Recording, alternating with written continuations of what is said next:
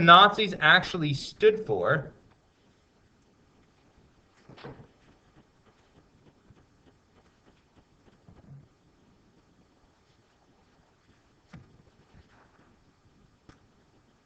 There we go. The Nazi Party was a fairly new party, founded initially in January 1919 by a guy by the name of Anton Drexler. It was founded initially as the German Workers' Party, or the DAP, in Munich. That was their base. It's also the first place they tried to take over power, the Munich-Hall push in 1923.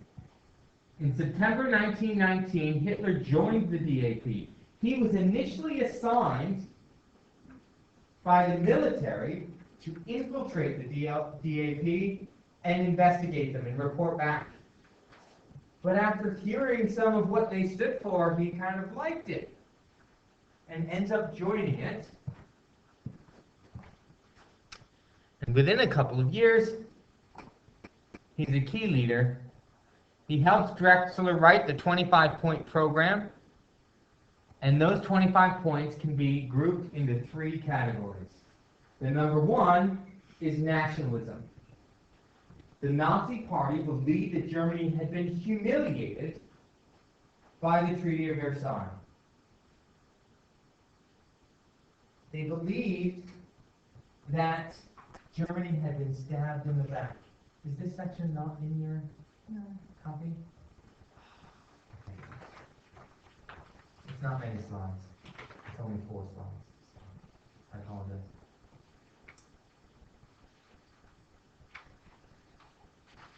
So they believe they've been stabbed in the back by what they called the November criminals.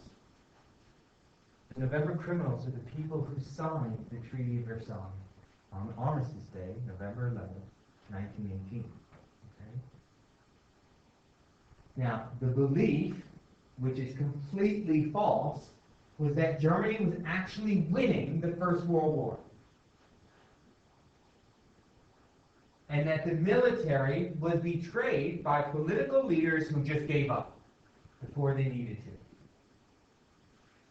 Completely false. Because the guy who's behind that myth, the guy by the name of General von Ludendorff, right, actually said to the Kaiser, if we don't surrender now, Germany will be invaded. Then once the surrender actually happens, he tried to restructure the government so that somebody else could be blamed for the surrender. And to some extent, it works. That in the first 4 years of the Weimar Republic, half of the people that were responsible for signing the Treaty of Versailles were assassinated. So the treaty, that's the one that got rid of most of the army. Yep. Did anyone who could sign that were killed? Was it just general They were public? assassinated, yeah. Was it like higher up? Pretty high up. So they were major leaders and leaders of the new government. But yeah, over the next couple of years, many of them were assassinated. Because people bought into the myth of the stab in the back. The November criminals became a scapegoat. And some of them happened to be Jewish. Nice, easy scapegoat. Who do we put? We didn't lose the war. This is the army saying, we didn't lose the war. We were betrayed by the government. And this works in a way because the German propaganda machine in World War I had convinced people the war effort was going well. Until the moment of surrender, most Germans thought that Germany was winning the war. Okay? So it was a shock to most people in Germany that the war had been lost. And I don't know how, because 2.5 million Germans had either starved or frozen to death in the last couple of years in the war because of food shortages, and shortages in oil and heating fuel. Mark, question.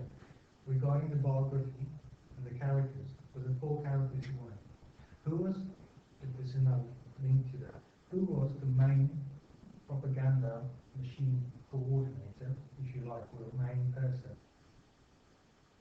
in Nazi Germany, do you guys know the answer to that? Who was behind the Nazi propaganda machine? It was Goebbels. It was Goebbels. Because I thought he would be an interesting character. Absolutely. Because he's like a spin doctor, really. Ultimate spin doctor. The guy was a genius. So he'd be a Goebbels. really It's pronounced Goebbels, but it's G-O-E. B-B-L-E-S, I believe. Alex is nodding his head. He's my official spell checker. And also, do you know what DIP stands for? Well, obviously, you see, it actually means die Duitse Arbeidspartij, which means Arbeit, meaning working, labor, and Partij, party. So, Dutch. And here's where that comes from. Their second policy was socialism. The National Socialist Party of Germany. The Nazis were a socialist party. And this is the kind of, when I said last week, you may have heard me say that they were so far right-wing, they were left-wing. Okay? The Nazis were socialists. What does socialism mean? Much simpler than you might think. What does socialism mean? Who owns business? Right, which means businesses are owned and run by the government, essentially. Okay? Not private individuals. Does that make sense? Okay, because the argument in socialism is that private individuals will abuse the system. They're interested in generating their own wealth. Which is kind of ironic that big business would want to support it. Because he gets rid of those ideals. Yeah. Okay? And that's the big irony initially. One of their initial platforms was socialism. And we're going to talk more about what happens to that idea. Okay? Similar points to socialists, including demanding that workers should be able to share in company profits, the government takes back any profits made by companies through supplying the war effort, all large factories should be nationalized. So the irony here is that initially, the Nazi Party was socialist. And they keep the name the Nazis, but they get rid of the socialist part. Well, let's go and read that. Yeah, and we did do a printout of it last week. Oh, right, yeah, but it doesn't have this. But yeah, I'll put it. And of course, the recording will go as well. It's a little weird. I do podcasts for my ASs, and some of them for this year say, you still come up on my radio when I'm like in the shower or whatever, and Mark, and I'm talking about. Anti-Semitism is platform number 3. Now, anti-Semitism was nothing new in Germany. It was nothing new in Europe. Okay, we love to point the finger at the Nazis, but most Europeans were anti-Semitic. Americans were extremely anti-Semitic at this period as well.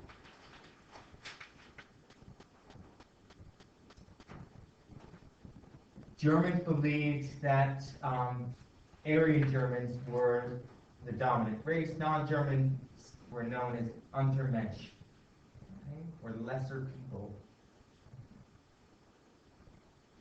Jews were the lowest of the low, and they were blamed for all of Germany's problems. Now, part of the reason they became such a large scapegoat is they made up more than their proportion of society in terms of lawyers and doctors and bankers, okay, high-level positions.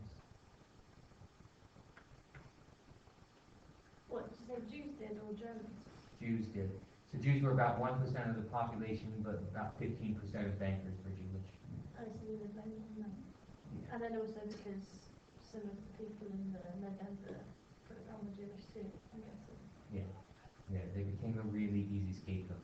But again, you have to understand that anti-Semitism was nothing new in Germany. And social Darwinism had been a German ideal since the early 20th century and even a bit before that. So it was nothing new. What is social Darwinism? Does anyone know? It is, yeah. It's the application of Darwin's theory to human society, which Darwin would have turned over in his grave about. but that's the idea, that it's survival of the fittest. Well, just as a bit of a spin to the whole story. Again, irony, because the Aryan race, or the supposed existence of the Aryan race, was followed by the Germans. And if they were such an exceptional race, then how come they died off then? Well, Do you know what I mean? Yeah, well, it's also, when you look at Hitler's genealogy, by his own standards, he was Jewish. Because it became that if you were 1/16 Jewish, you were recognized as Jewish. By his own standards, he wasn't. Because his grandmother, or great-grandmother was Jewish? I don't remember which one. Did he keep that seat? Yeah. He was also not Aryan, Yeah. right? Blonde hair, blue eyes. Well, exactly, that's, Look at that's the weird thing, he was never, he never was what he was. Yeah, but I mean, he was born in Austria, so he kind of worship of the kind of old school Holy Roman Empire and traditional Germany. Austria was a German province, but in the wars of unification, Austria was kind of left out of the unified Germany and became its own nation. That's why one of the first things he does is Anschluss, is to join Austria and Germany together as one nation. No, one more thing. The Aryan race or culture, was there actually such a race, or was it a mythology just like other mythologies? Was there enough evidence to support the fact that there was actually such a race, or was it mythology that was used to propagate, to stimulate propaganda? Yeah, very much, yeah. And it's the Aryan race traces back to its origins. It's actually Scandinavian. Vikings. So 1920, the party changed its name to the National Socialist German Workers' Party, or NSDAP, more commonly known as the Nazis. Okay? Hitler takes over from Drexler in 1921 as leader of the party.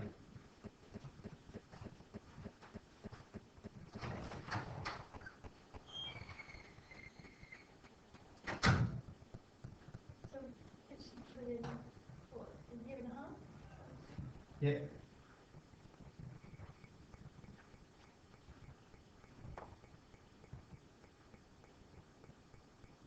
And Hitler was a big believer in providence, that things in fate, really. Things happen for a reason. He was nearly killed in the First World War. He had a dog that he sort of adopted and kept in the trenches. And the dog just got up and ran away, and he went and chased after the dog to scold it. And as he got up and moved away, a shell landed right where he was sitting. So he believed that fate played a big part in his coming to power.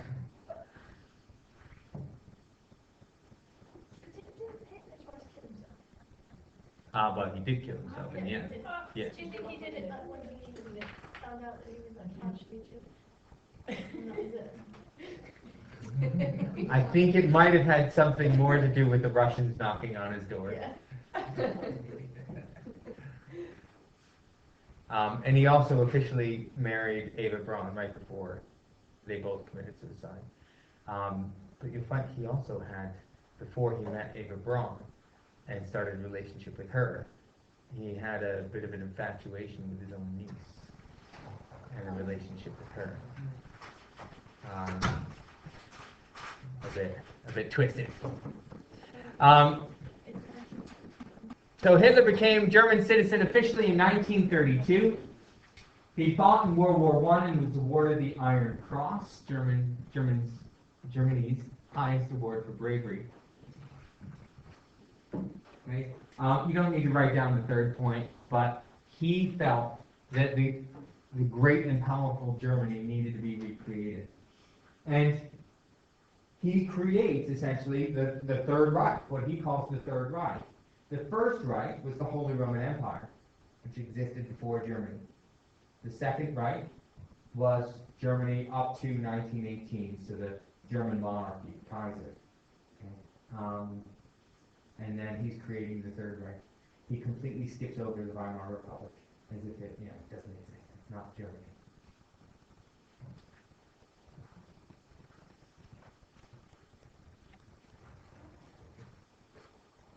He thought that to achieve leadership, strong leadership would be needed, and his first task was to try to get a large following.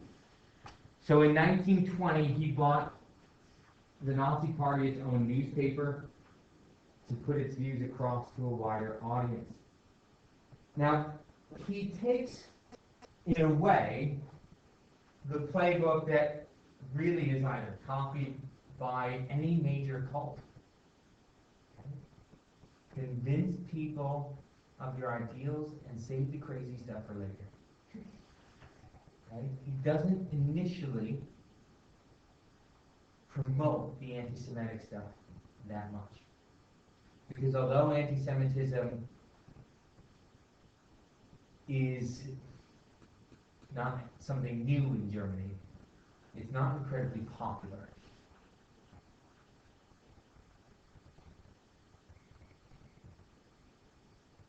So he doesn't really publicly discuss the anti-Semitism that much initially. So they don't publish it and then people go.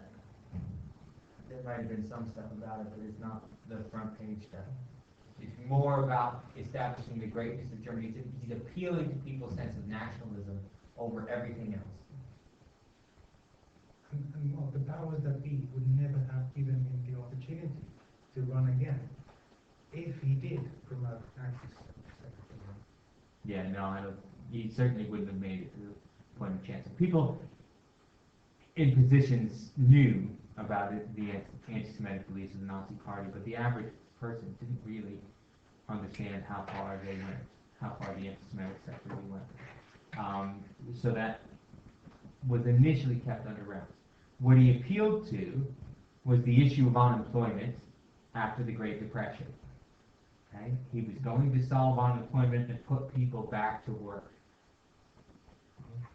Hitler created the SA to attract even more followers.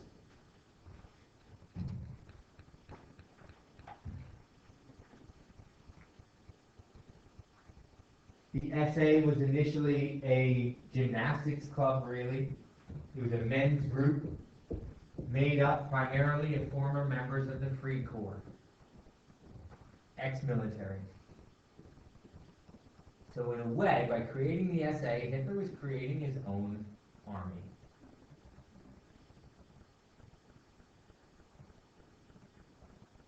I don't know the people that he uses later on in the big theatres to surround.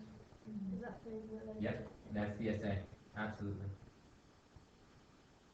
Was that what eventually turned into the SS? The SS was initially part of the SA, Hitler's personal bodyguard, and then becomes a separate, after the Night of the Long Knives, which we're going to talk about next, becomes a separate organization, and then develops basically into three subgroups. The SS are the ones that eventually run the death camps. It was really smart to use the gymnasts because they were physically really good looking. The women would obviously fall for that, and the men wanted to be like that. So you've got, you've got people to live up to. Yeah, and it had its appeal. It's amazingly psychological. And to some extent, the former military, they don't like the current government. So of course, they like Nazi ideals because they're going to make the army great again and make Germany great again. Ex-military are going to be nationalistic, aren't they? So you're appealing to their ideals. Okay? So that's what we've just talked about. Okay, SA first described as the party's gymnastic and sports section, but it's mainly ex-Free Corps who felt betrayed by the government, and the SA offered them a new uniform to fight in. They would use violence and intimidation to disrupt the meetings of political opponents. And perhaps even more important, when Hitler runs for president in 1932, as he travels around Germany, the SA go with him. And every town he goes to give a speech, and there are hundreds of members of the SA there listening to him. He's got a crowd everywhere, and when there's a crowd in town, people stop. Hey, what's going on? Right? And so then he would get people in these towns to actually listen to him because it looked like he was really popular everywhere he went. And a bit of smoke and mirrors because he brought them all with him. But it worked. And then that led to conformity and obedience, didn't it? Absolutely. Yeah. Very subtle. They're known as the brown shirts. It's a bit like getting people having an advertisement about a furniture shop selling a really amazing chair for next to nothing, and the people get it, right? And they say, oh, it's sold out. But have a look around the other stuff. Yeah. I mean, they're buying stuff, so I'm going to buy stuff. This is the ultimate conformity. That's what American shops do all the time. That's what Yes. Black Friday is all about. Yes. So it was the SA who tried to take power in the Munich beer hall push as well.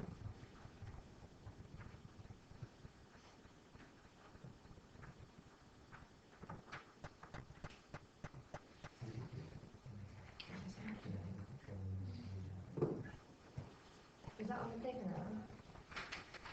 The next bit will be, yeah. Okay. 3 slides, that wasn't too bad, right? Maybe you were shaking your head.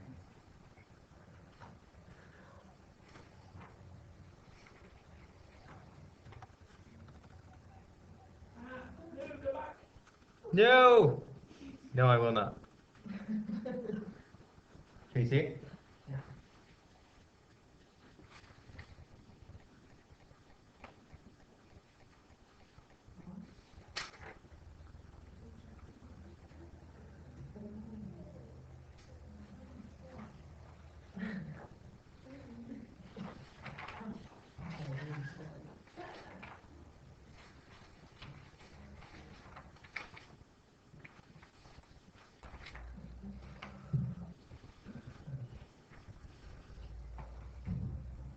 And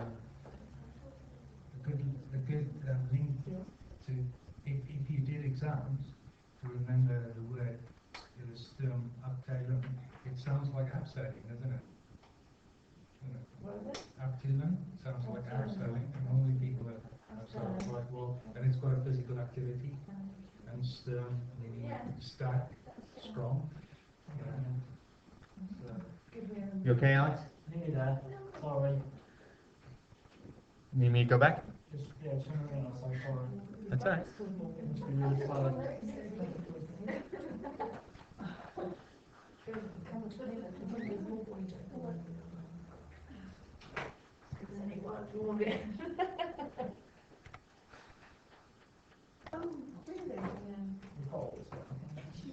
Yeah, most of this you'll have down now. So I'm just going to go through this really quickly so there's some continuity on the recording. But last week we did start to talk about the beginnings of this. So when we look at first the elections, Hitler was Chancellor of Germany and only had 2 Nazis in power. And these are Nazis that you may want to do your biographies on. We've got Göring in power and Frick. Hitler, when he was Chancellor, called for elections hoping to have 50% of the vote. Göring was Prussian Minister of the Interior, meaning that he controlled 1/3 of all of Germany's police. Now the reason that's a huge advantage is that the SA basically has free reign because the police do nothing about the SA going around and beating people up because Göring is in control of them, including the in all of Prussia. So that includes Berlin, okay, which is obviously the main seat or the headquarters for most of those organizations. The Reichstag fire happened on February 27th, 1933. Hitler was able to have some control over what happens to the guy that gets arrested. Okay? And there's a great deal of speculation that even if von der Lubbe, the guy who was arrested, was responsible for the Reichstag fire, evidence in a study done in the 1960s suggested that he was working on his own. What actually happened to him? Does that interest? I actually don't know. I do know that the confession was beat out of him. But in terms of what happens to him in the long term, I don't know the answer to that. Keep hitting the wrong keyboard. So in the March elections, March 5th, 1933, despite the bullying, the Nazis still only won 44% of the vote. They didn't have a clear majority, and more importantly, they didn't have the 2/3 they would have needed in order to change the Constitution, which is what he wanted to do. Even to have a majority, he had to rely on the Center Party. So he had to get them on his side.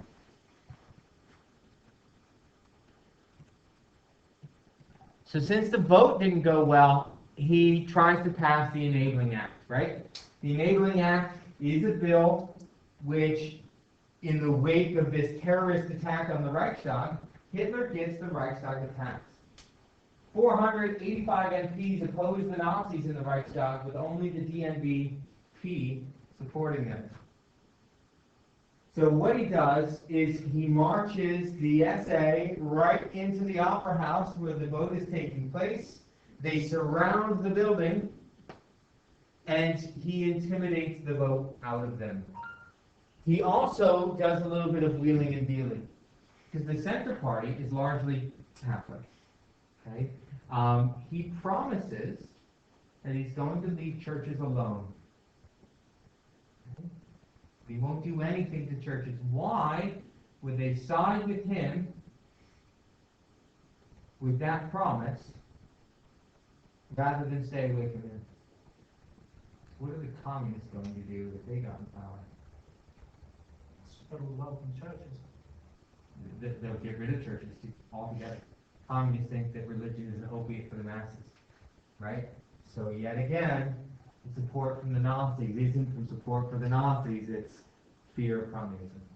Does that make sense? So the Enabling Act was a temporary act that allowed Hitler to make any law without the vote of the Reichstag, gives him absolute power. And it boggles my mind, and it's one of the things you're going to have to take a more in-depth look at. How does he get the Reichstag to literally vote itself out of power? Could you imagine the Prime Minister ever convincing the House of Commons to vote for a bill that allows him to make any decision he wants without debate? Yeah, because the first thing makes is that they don't need it. They don't need the Reichstag. That they end up not needing the Reichstag and he can do whatever he wants. Okay? It's crazy. Well, some of it is threat and intimidation, so the fear of violence and retaliation. So people voted because they were afraid of what would happen. Some of it is by using tactics very similar to what George Bush uses after 9/11, just creating this hyper fear of terrorism, and in this case of communism. Whereas in the United States, Americans were so afraid of Middle Easterns that, people were attacked in the street. People who were U.S. citizens and had been for years were openly attacked. It's how he convinced American population that going into Iraq was a good idea because they were part of it. Okay?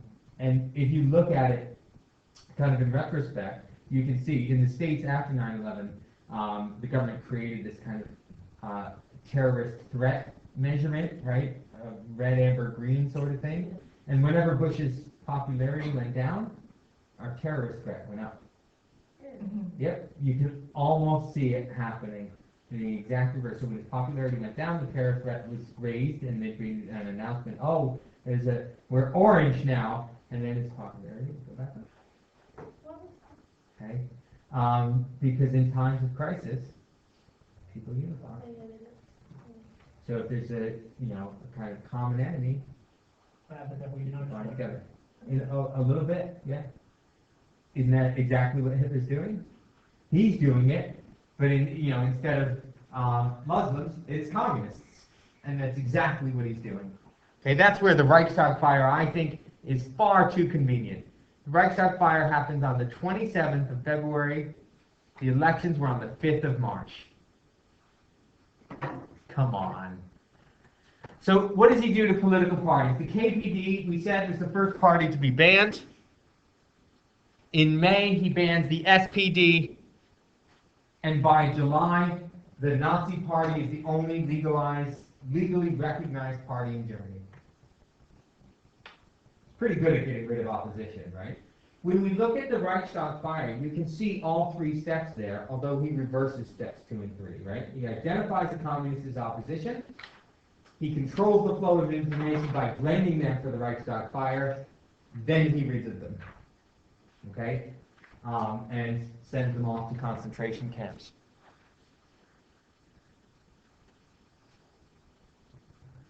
Leaders of opposing parties were put into concentration camps. The first one opened in Dachau, March 1933. 150,000 members of the KPD would end up in camps. 30,000 of them would die there. The next part is trade unions. One of the ways that Hitler convinces big business to support him is he makes a very specific promise to get rid of trade unions. Big business love that idea. Get rid of trade unions. Great.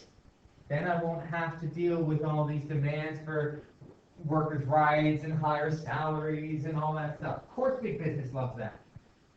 Communists and the SPD, they support trade unions. So Hitler has a willing audience once he says that. By May, he abolishes all of them. And he makes strikes illegal. So much for the socialism part, right? Completely gets rid of it. But it creates some opposition within the party. Okay? Because there are powerful Nazis who would still believe in the socialism part and think that Hitler is undermining the original values of the Nazi Party.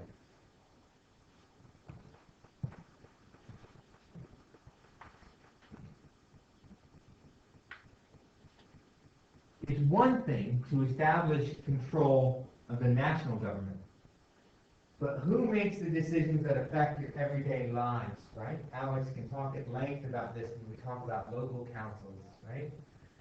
The decisions that affect your everyday lives. Who collects your rubbish? Who's responsible for your local police force, for your local schools? That's all local government. They have to work within the guidelines of national directives, but actually it's local government. And Hitler quite rightly realizes that if he's going to establish complete control in Germany, he has to control local government as well. Germany, founded in 1871, was made up of Länder states, okay? Just several different regions, 25 of them. Each one had their own governors. Okay, they're called Gauleiters. Many of them opposed Hitler. Many of them supported the Weimar Republic. So in April 1933, Hitler gets rid of them all, fires them all, and replaces them with Nazis. At that point, he's only been in power for 4 months. How old Hitler is it? I don't like an age on that. Mid-40s, I think, early mid-40s. Did he have like a wife and kids? No kids. And this is still pre-Eva Braun, so no relationship either. And part of the Hitler myth was that Hitler was not married because he had sacrificed his entire life for Germany. He was married to the state. Okay? But he was stripping Eva Braun. So I always thought it was a myth that he married her. Apparently he did only just before they committed suicide, but They don't count the 40 though, do they? because the Russians took him. The Russians apparently took, particularly Hitler's body, because they wanted to make sure that Germans didn't worship the body, that he didn't become a martyr. Oh yes, is it actually proved? Because it was in that brick. Yes, that Yeah. brick program. Yeah. Yeah. A lot of that stuff is really hard to prove. You know, how do we know what really happened to him? It's like, you know, where's Grant's tomb? But it's like the Russians as well, isn't it? And their bodies. The Tsar. We don't really know. No. It's all speculation. Much the same argument is made with what happened with Osama bin Laden's body, isn't it? The Americans put it in the sea because they didn't want what's called a shrine to his, you know, his legacy sort of thing. Yeah. Nowhere for people to sort of congregate and gather and worship him sort of thing. That's the argument that the Russians sort of took the body away and burned it, didn't they, or something. That's the common, Yeah. you know, idea of what happened. It's similar to what happened in America. Who was the guy they looked for ages to kill? Yeah, and there was no, I don't remember which one it was. Saddam Hussein, they found him in a hole. Yeah, if one of them, that they apparently got him and killed him or something. There's no I thought he was proof. home. There's a film about that. No, not Hussein was. Gaddafi was caught alive and then suddenly was dead about 3 hours later, Oh, right. which was a bit. They had it on video being captured and put into the back of the van, and then a few hours or days later. You're getting into films, aren't you? Yeah. Well, Zero Dark 30? Of Gaddafi being Yes, found, that's it. and of course, it was shown all over local. How good am I? What's that film called? Boom. So it was put into the back of the Um, van, and then like in the next day's news, he was dead. In July 1934, President Hindenburg dies. And because he has this power to create any law he wants, Hitler takes over the combined role of president and chancellor and creates the title of Führer. Using the presidential. Well, using the Enabling Act at that point. Did Hindenburg just die, or was it like suspicious that he died? He didn't. He just died. He was really old. He was sick for quite a while. And this is the reason. I mean, Hindenburg was the only person in Hitler's rise to power in those early months that could have fired him. Hindenburg could just have fired him. He was just chancellor, but he didn't. And in fact, he backed him in the Night of the Long Knives, which we were going to look at. So I don't really know what's going on in Hindenburg's mind. I think largely he's happy to finally have a chancellor that's doing something, even though he vehemently disagrees with Hitler's politics and thinks Hitler's a bit crazy. He's not too far off there. But it's not long before Hindenburg himself is a little incapable of doing much of that. What's the date again that the Enabling Act? 19... March 23rd, 1933. So if Hitler knew that he was that old and ill, why would he bother doing that if he knew that a year later? So I mean, he must have been quite poorly. He was certainly that old. I don't think he was that sick yet. Okay. But the last couple of months of his life, he was in bed. Just going off track. See that the name Hindenburg? Why do I know that from? Was it like one of those bullet things? Yep. That caught on fire? Yeah. Yeah. I watched that. Definitely. Yeah. The reason it caught on fire is pretty interesting as well, because the United States is the world's largest supplier of helium, and it was originally designed to be filled with with helium, but they couldn't get any Was it named after? because the U.S. had put an embargo on Germany, so they filled it with hydrogen gas instead, which is great, but hydrogen gas goes boom. Oh, Is that yeah. what it's named after? Yeah. It's named after. Yeah. On the 2nd of August, the German army, the last remaining opposition, swore allegiance to Hitler, not wore it. Sorry about that. Rather than to Germany. Why is it important to have the army swear allegiance directly to you rather than to the nation? In case anyone else tried to stabilise things. Yeah. Okay. You were the supreme leader of Germany. You are Germany.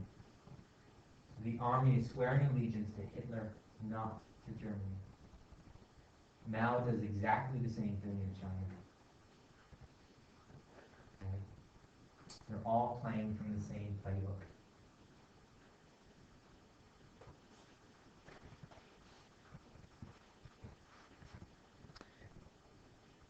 Hitler called Germany the Third Reich, the Third German Empire, promised it would last 1,000 years. 12 years later, it died.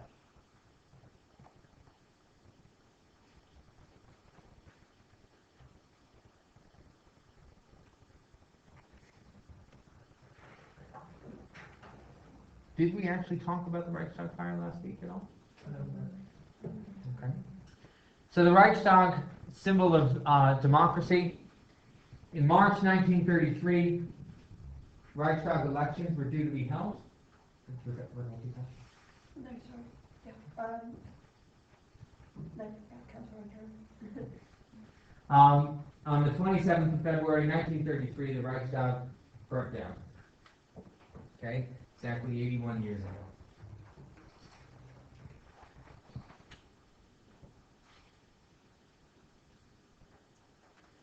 The authorities believed it was a guy by the name of Marinus von der Lubbe, who was a Dutch communist. It's a very unfortunate name. It's Van der Lubbe. Van der Lubbe.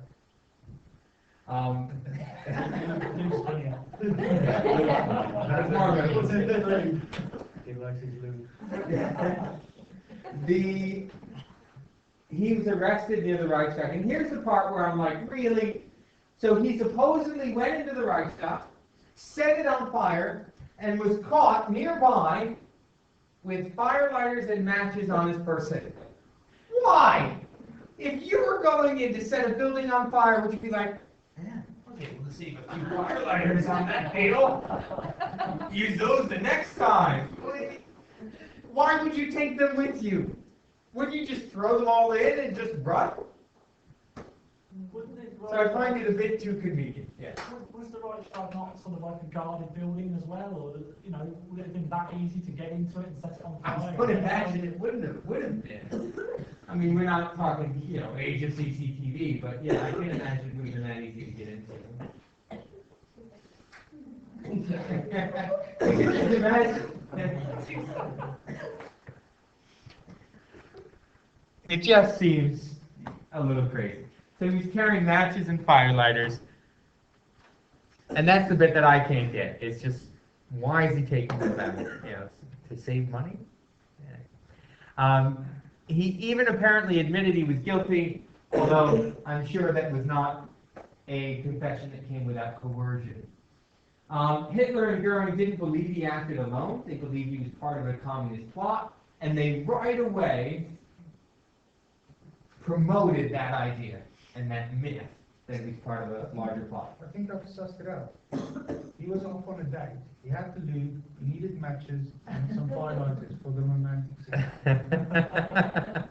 scene. Maybe he was just kidding. So the KPD leaders automatically put in prison very, very quickly. British newspapers doubted the act alone, but didn't say who his accomplice was. Some evidence to suggest that it was the Nazis, Goering in particular, who were behind it. The reason being, obviously, to arrest the KPD and to try to win the elections. Okay? Was this guy a Jew? No, he was a communist. When they started the communist camp, the first one. Yeah. And the main character, one of the main characters in the book, is a little girl. Oh, that's okay. I came out to check for you a couple of times, but yeah. That's it. in the book Thief, the main character is a little girl whose parents are killed because they're communists. And then, They don't often focus on that in the Hollywood things, do they? Focus mainly on the Jewish aspect, don't they? yeah, yeah. And, when we look at it, it wasn't just Jews by any stretch. And it's not even the worst case of genocide in history. It's not even close. Stalin, estimates are he's responsible for between 80 and 120 million deaths. Of who? Stalin. Of what? Various groups of people, political opposition. He engineered a famine in the Ukraine, which killed 30 million people. So he was far worse. Now the numbers are 60 million. Now killed 60 million people. I remember reading a book ages and ages ago about called Solzhenitsyn. Solzhenitsyn? I think that's something about the communists in concentration. I've never read it. No. So was this put in the, was it People's Observer as well, about the communists, about the Nazi Party, about the fight? Their paper, yeah. They right away promoted this idea, and they managed to sell it to the public. I mean, in the wake of that kind of a national tragedy, then you can sell whatever you want. The truth is not known, of course, relies on evidence and who you trust. I just find it far too convenient that Hitler ends up in power.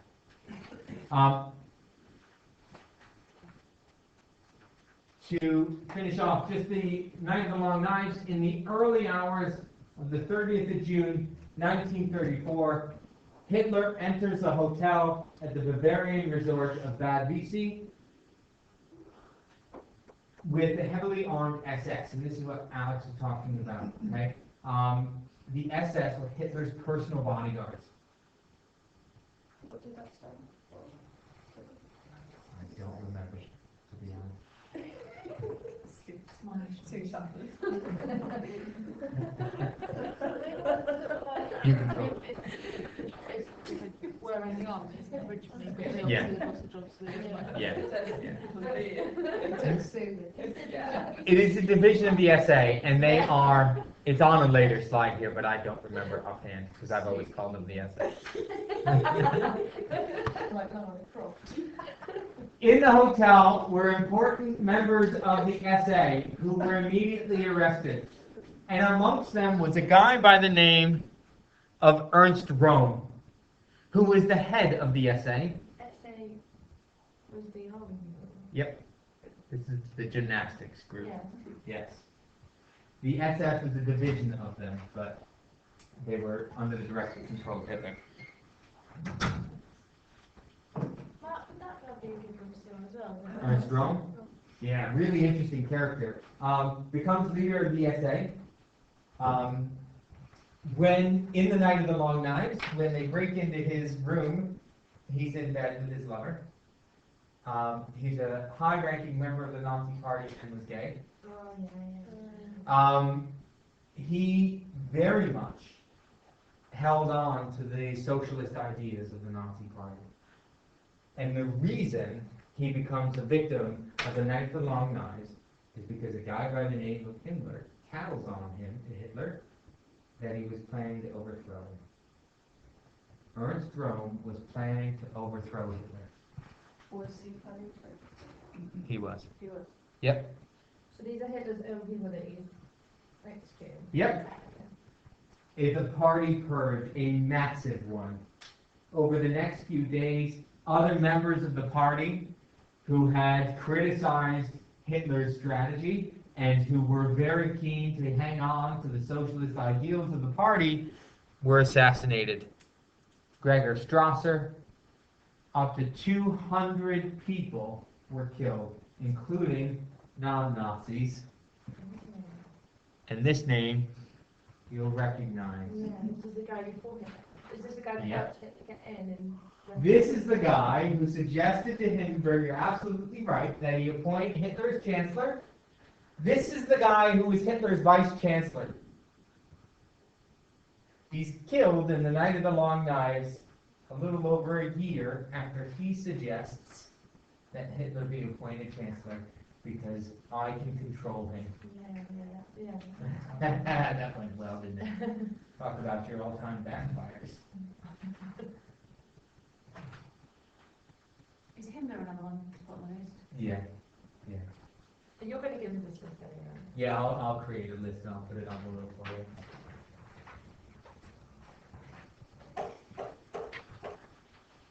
you. Okay, now, what I'd like to go through, and I'm taking longer than I'd planned on, but I want to go through like one whole section so that it's complete for the recording as well. But the essay, we know, is the public face of the Nazis, right? Their job was to beat up the opposition.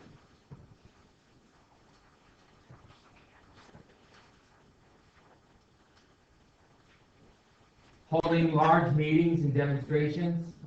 By 1934, there were 2 million members of the SS.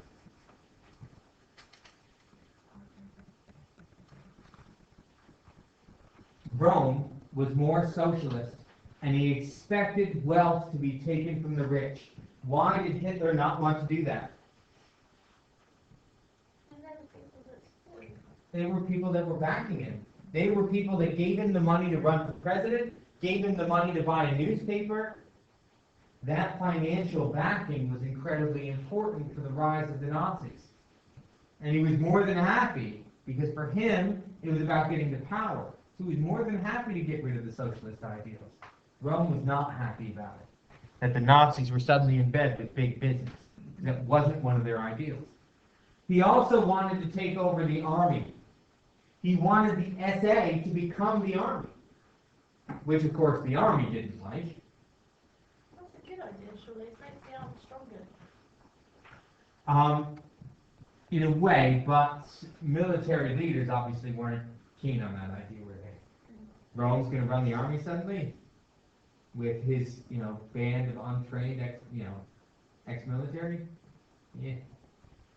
Okay, they're not happy about that. He also wanted the SA to be the focus of National Socialist Germany. Is that, sorry, that's Rome also wants to take over the army, not Hitler? Rome did, yep. So in the Night of the Long Knives, Hitler basically achieved 4 key goals, and that's what we're going to talk about. One of them is, by getting rid of Rome, he appeases the army and keeps the army on his side. The SS, founded in 1925 as Hitler's personal bodyguard, they were technically part of the SA. Himmler wanted them to be a separate organization. He runs them. And when they become a separate organization, Himmler continues to run them, which is how Himmler becomes in charge of the concentration camps, in charge of the death camps. Because it's a division of the SS, aptly named the Death's Head Unit, that runs the final solution.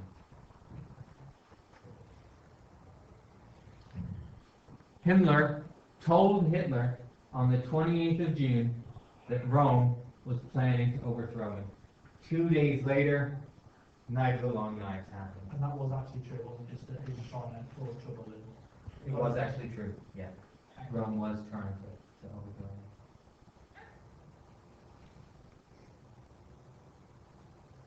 And here's, technically, on one of the Bibles, we choose to do Hitler. There's some room to have some debate. What were his motives? Why? Why turn him in? Oh, what turn him in? Yeah, why turn Rome in? Power and stuff. More trust. Yeah, you get more trust from Hitler, and therefore, if you get rid of Rome, you gain more power in the party, and you solidify your own position because you're the one that saved Hitler. Does that make sense? If you do nothing, and Rome successfully takes over, your position doesn't really change much at all. So one would assume that Rome must have gone to Himmler and said, look, this is what I'm going to do, do you want to help me? He did, yeah. Because the SS was part of the SA, so Himmler, it was, kind of known within the SA, and Himmler finds out. Okay? So what did it actually achieve? Step 1. The army was dominated by men who had fought in the Kaiser's army. They largely believed that Hitler would ignore the Treaty of Versailles, so they were all pro-Hitler. Getting rid of Rome absolutely secures the support of the army. Because you get rid of that fear that the SA would take them over. So basically what you're doing is proving to the army that you're on their side.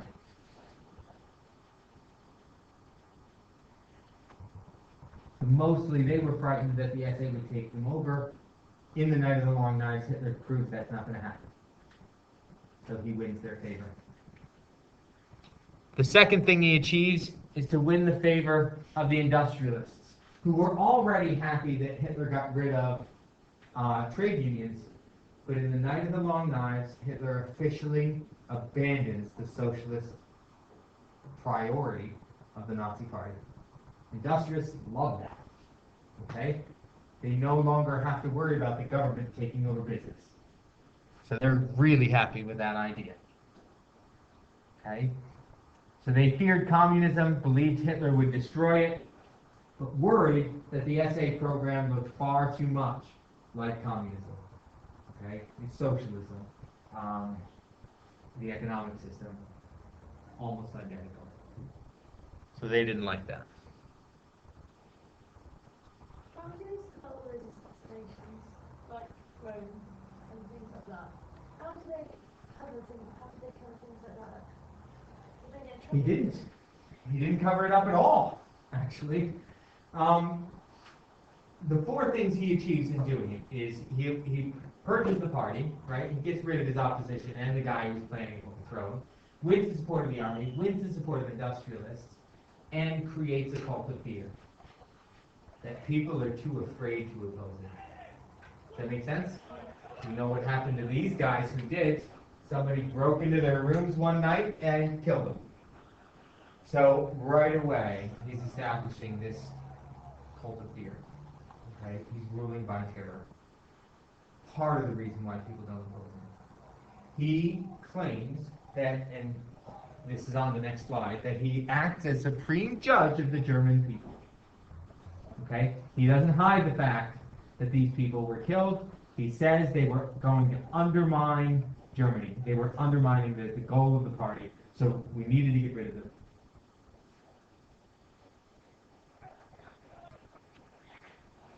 Hitler only needed the SA to take part in huge parades and to impress the public. But he needed the industrialists. Because it was the industrialists who were going to pay for military expansion and produce the weapons that he needed for military expansion. Goering is also important here. He's in charge of the arrests and assassinations that are done in Berlin, which also gives this a bit more of a kind of formal role, because it's not just Hitler doing it, it's also the head of the police. It's done through the police.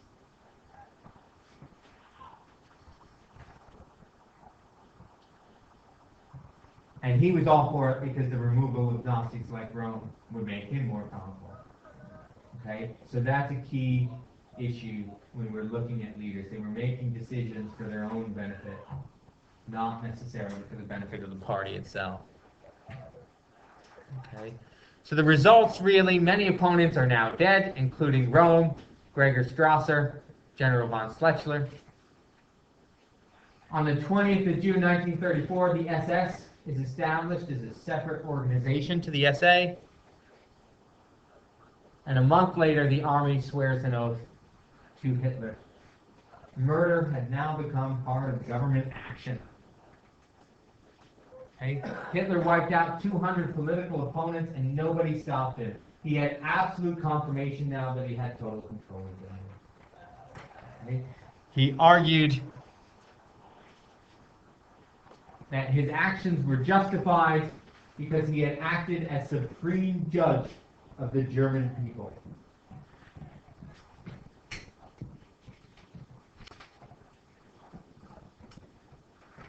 Okay?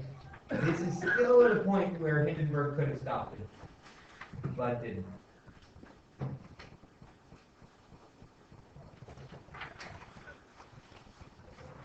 that all make sense? I know I threw a lot at you. It felt like we were further ahead than we actually were, but